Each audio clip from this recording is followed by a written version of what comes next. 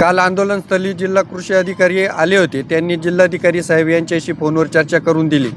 चर्चेसाठी जिल्हाधिकारी साहेब यांनी कलेक्टर ऑफिसला काल बोलवलं होतं। आम्ही शेतकरी प्रतिनिधी सायंकाळी गेलो, तिथं मीटिंग झाली।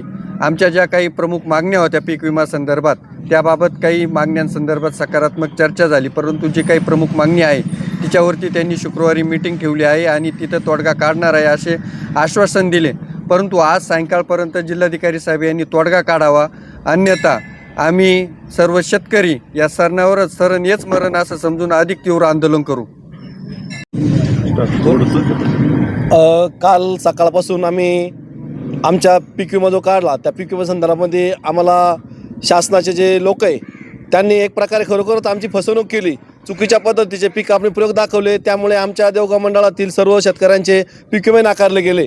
काल संबंधित विभागाचे कंपनीचे प्रतिनिधी तसेच आपल्या जिल्ह्याचे जिल्हा अधीक्षक मानेसाहेब, कृषी अधिकारी पवारसाहेब हे आलेले होते।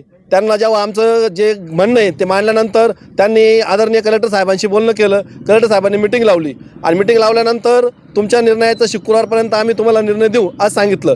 परंतु आमचं विनंती आहे प्रशासनाला आणि साहेबांना, साहेब शुक्रवार लावू नका। जर त्या कंपनीचं पहिलंच असं धोरण होतं शेतकऱ्याचं मरण हेच कंपनीचं धोरण होतं, त्यामुळे आम्हाला सरणार वेळ झाली, म्हणजे आम्हाला सरणार यावं लागलं। आणि त्याच्यात पण तुम्ही जर पुन्हाही त्याच्यामध्ये टाईम घेत असाल तर खरोखरच या सरणावर बसून आम्हाला काहीतरी वेगळा निर्णय घ्यावा लागेल। तर आमची प्रशासनाला विनंती आहे की तुम्ही जी आम्हाला शुक्रवारची मुदत दिली ती शुक्रवारची मुदत न देता आमच्या मागणीचा निर्णय आजच्या आजच घ्यावा, नाहीतर उद्या आम्हाला काहीतरी वेगळा विचार करावा लागेल। याची प्रशासनाची दखल घ्यावी।